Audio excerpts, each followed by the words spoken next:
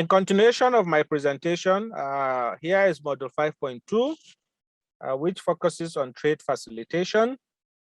And I usually start my presentation with a summary of the course itself. Introduction here is what we'll start with, and then what is trade facilitation, importance of facilitation, fundamentals of facilitation, how to get there, situation in Africa, and conclusion. The introductory aspect says trade facilitation has become an essential instrument for the efficiency of international trade and the economic development of countries due to its impact on competitiveness and market integration and its growing capacity to attract foreign direct investment. Over the past decade, it has taken a prominent place on the international political agenda, with resulting effect in the conclusion of the World Trade Organization, WTO, trade facilitation agreement, as well as extensive assistance programs. The international technique in favor of developing countries and countries in transition. In recent decades, some countries have made significant progress in lowering tariff barriers and eliminating quota systems. International trade has developed and production has become more globalized. At the same time, developing countries, emerging countries, and countries in transition have joined international supply and value chains for export and import. Governments have started to realize that their exports depend heavily on efficient import processing, hence the need for a holistic approach and more efficient end-to-end management of trade transactions. Lack of transparency in rules and regulations, lengthy and redundant custom clearance process, bureaucratic requirements involving multiple documents in different formats and with different data elements all contribute to increased cost and time. Commercial transaction. What is trade facilitation? To understand this, we have to look at two goals, which is the primary and the secondary goal. The primary goal of trade facilitation is to make cross-border trade imports and exports faster, cheaper, and more predictable, while ensuring its security. The main idea is to simplify and harmonize formalities, procedures, and the exchange of information and related documents between the various partners in the supply chain. The UNEC and UNCFAT, that is the United Nations Center for Trade Facilitation and Electronic Transaction. Trade facilitation is the simplification, standardization, and harmonization of procedures and related information flows, which participate in the movement of goods between the seller and the buyer and in the payment thereof. This definition implies that not only the physical movement of goods, but also the flow of related information matters in the supply chain. It also encompasses all government organizations involved in the transit of goods, as well as the various trading partners involved in transaction and movement of goods. This issue is an integral part of the discussion taking place at the World Trade Organization. Trade facilitation can be an important source of income for both government and business. On the government side, the benefit will come in the form of increased tax revenues, better use of resources, and better regulatory compliance by traders. Through this more efficient and transparent functioning of public services, the administration will be able to maintain a high level of security and effective government control while reducing the risk of corruption. The importance of this facilitation can ensure that trade operators will benefit from better predictability, faster operations, and lower costs, which will make their exports more competitive in global markets. The overall importance will be reducing time and costs, which enable countries to attract investment and promote growth and job creation. Trade facilitation measures will particularly benefit developing countries, where merchandise exports typically take 3 times longer than in developed countries. The fundamental principles of facilitation are transparency, simplification, harmonization, and standardization. Transparency here is within public authorities that promotes openness and accountability in the actions of the government and its administrations. This implies that information must be made available to the public in such a way that it can be assessed and used quickly. These may be laws, regulations, or administrative decisions of general application, budgets, decision, or meetings relating to the award of contracts. It is necessary to publish and disseminate information concerning the regulations before its implementation in order to allow the parties concerned to take due note of it and to make the necessary adaptations. In addition, stakeholders and the general public should be invited to participate in the legislative process and to express their views or propose laws before they become active laws. Simplification is the process of removing all redundancies and all redundancies in business formalities, procedures, and process. It must be based on an analysis of the situation. A is, that is to say, the current situation. While on the standardization aspect, it is a process of developing formats for practices and procedures, documents and information that are agreed upon by different stakeholders. The standards are then used to align and subsequently harmonize practices and methods. Harmonization is also the alignment of national procedures, operations, and documents through international conventions, standards, and practices. This harmonization can be achieved through the adoption and application of standards similar to those of partner countries, whether as part of a regional integration process or through the application of decisions. Trade facilitation, how do we get there? Trade facilitation should take place at 3 levels, namely national, regional, and international level. The development and adoption of standards and agreements take place at the regional and international levels, while the operational implementation of trade facilitation measures, including these standards, take place at the national level. Many trade facilitation measures require a process of reform and modernization, which depends on an enabling environment based on strong political will and professional capacity to manage programs and manage change. The conducive environment in question involves different types of interventions and activities relating to the different dimensions of public authorities, among others. Here we have the legal regulatory reforms aimed at a clear, concise, and transparent legal framework. Then we have the organizational approach, where institutional development, private sector consultation, and cooperation between different institutions must be reached. Then the technological aspect, establishment and modernization of infrastructure for electronic processing of commercial documents and the exchange of related data, including the information technology system. Processes, changes in processes and procedures related to trade. People, there has to be capacity building for executives and officials responsible for the implementation of this policy. Let's review the situation in Africa. While the needs for better physical infrastructure are important, such as the necessary completion of the 4-decade-old Trans-African Road Network project, the negative impact on cost is mostly due to intangible deficiencies. That is the application by member states of trade facilitation measures and trade regimes, or the effect of inefficient and labyrinthine bureaucracies. Custom offices at borders and in ports, where excessive time is wasted in downtime, are, for example, a considerable problem. African countries can and must take measured steps to become more effective, liberalize trade regimes, remove non-tariff barriers, and implement previous agreements. Solving the intangible problems of regional integration will bring Africa a financial boom and at the same time strengthen the development of regional infrastructure.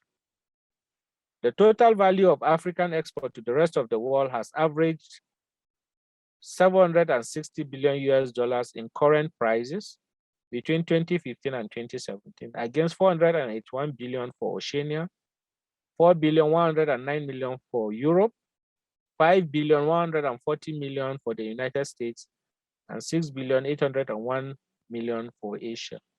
During the period 2000 to 2017, the share of African exports to the rest of the world was between 80% and 90% of its total exports.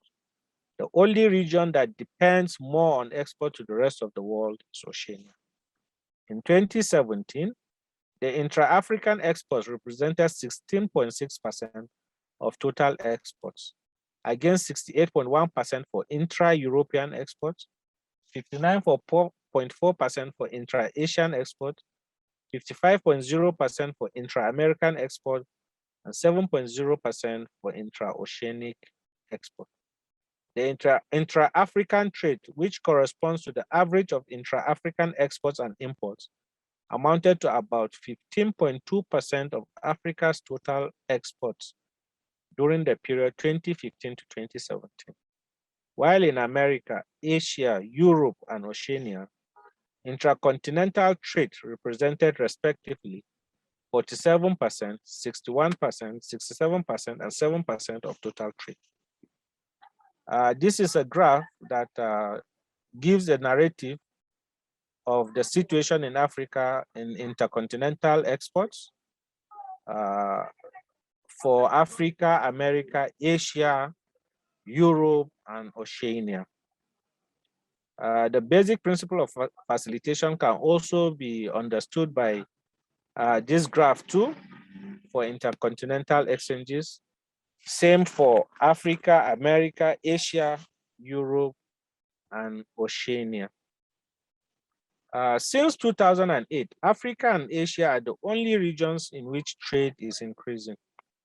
In 2016, the trade interregional economic communities were highest in the Southern African Development Community, SADC. Here, $34.7 billion was what was traded for, followed by the Community of Sahelo-Saharan States, that is SANSAD, with 18.7 billion foreign exchanges. Then the Economic Community of West Africa States, ECOWAS, had 11.4 billion. The Common Market for Eastern and Southern Africa, COMESA, at 10.7 billion. The Arab Maghreb Union, AMU, 4.2 billion. The East African Community, EAC, 3.1 billion. The Intergovernmental Authority on Development, IGAD, 2.4 billion. And the Economic Community of Central African States, ECSAS, 0.8 billion. Amount intra-regional exchange of the regional economic communities in billions of dollars, as can be seen in this graph, also help us to explain the amount in intra-regional exchanges. With regard to the share of trades intra-regional economic communities in total trade in Africa, in 2016, the integration level were 84.9% in SADC, 59.5% in COMESA, 58.4% in SANSAD, 57.7% in ECOWAS, 51.8% in UMA, 49.0% in IGAD, 48.3% in EAC, and 17.7% in ECSAS. During the period 2015 to 2017, the top 10 intra-African exporters were Swaziland, 70.6%, Namibia, 52.9%, Zimbabwe, 51.6%, Uganda, 51.4%, Togo, 51.1%, Senegal, 45.6%, Djibouti, 41.9%, Lesotho, 39.9%, Kenya, 39.3%, and Malawi, 38.3%. The 10 countries with lowest share of intra-African exports were Chad, 0.2%, Guinea, 1.6%, Eritrea, 2.3%, Equatorial Guinea, 3.5%, Cabo Verde, 3.6%, Angola, 3.9%, Libya, 4.5%, Guinea-Bissau, 4.7%, Liberia, 5.1%, and Algeria, 5.5%. Share of intra-regional trade of regional economic communities in total trade in Africa in the year 2016. This is a chart that explains in percentage the share of trade. There are factors blocking the facilitation of all of this policy.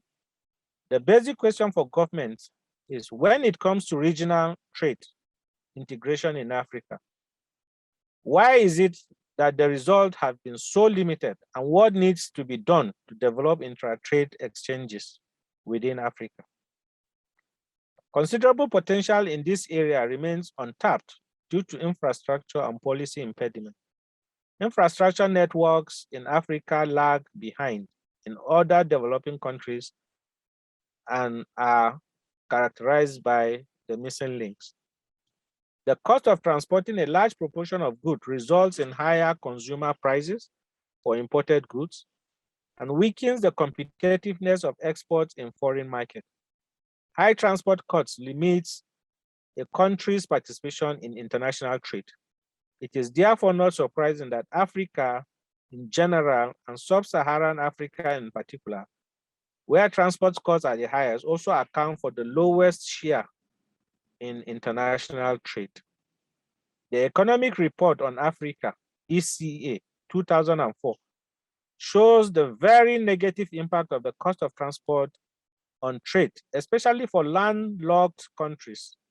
At equal distances, transport costs for landlocked countries are on average $2,000 higher than those for non-landlocked countries. For example, a difference estimated at 35%. The overall blocking factors of facilitation. Here, the delays recorded at African customs are on average greater than in the rest of the world. 12 days in sub-Saharan Africa compared to 7 days in Latin America. 5.5 days in Central Africa, in Central and East Asia, and a little more than 4 days in Central and Eastern Europe. And this constitutes an enormous cost to importers for each day of custom warehousing. This is in the report of CEA 2004. To these delays must be added the services hassles that penalize private companies and trade. Non-tariff barriers are all trade measures and policies other than tariffs, which have distorting effects. Strictly speaking, non-tariff barriers are quantitative restrictions, such as quotas, explicitly recognized as barriers to trade. Broadly speaking, these are unfair measures or abuse of certain trade policies, such as technical barriers to trade and unfair government policies. Other non-tariff barriers are illegal practices and violation of existing multilateral regulations. Among the potential areas where one might encounter non-tariff barriers attributable to technical requirement is customs valuation. The natural barriers are trade costs associated with transport, rising transaction costs induced by infrastructure, additional costs due to excessive and inefficient bureaucracy, additional costs due to uncompetitive business services. These obstacles are of two types. One, transport costs, and two, the various factors related to the lack of information on the part of sellers or buyers. Natural barriers to trade are generally addressed in the context of trade facilitation, and these include physical shipping operations, that is, transports and transit, import and export procedure, including customs and border crossing matters, information and communication technologies. Summary of the most restrictive barriers also has commercial infrastructure. In many parts of the world, advances in transportation and communication have facilitated the globalization of production by reducing the cost of dividing the production chain into different components. Some developing countries have thus been able to expand and diversify trade by playing a major role in the sharing of production. Transport, in terms of infrastructure, transport is probably the main barrier to trade in most African countries. In Africa, all forms of transport, that is the road, the rail, the sea and air, as well as on access routes to agricultural markets, are generally expensive. The cost of transporting goods along Africa's main trade corridors is extremely high, with a transportation cost of 100 to 300 US dollars per ton, and delays are exceptionally long, taking up to 40 days in some cases. This situation is partly explained by the weakness of the road infrastructure, of which important regional sections require various types of repair work. However, intangible issues such as regulatory and institutional are even more important. Railway, while many countries and regions use rail for transporting goods, the use of this means of transport has declined markedly in Africa over the past 30 years. This decline is explained in large part by the liberalization and competition of road transport. Efforts to improve railway in Africa have been hampered by the insufficient volume of freight needed to generate the income to make them profitable. Energy. Power supply is another serious infrastructure issue that drives up production costs. Power generation in infrastructure in Africa provides only part of the services produced elsewhere in the developing world. According to many African exporters, unreliable power supply is one of the biggest problems disrupting their business. Information and communication technology in Africa has been hampered by the lack of appropriate regulatory framework and insufficient infrastructure. One of the most pressing issues facing companies trying to enter export market is the cost and access to the internet, including broadband and satellite connections, which are required for the transmission of data, high-speed data, and optical data.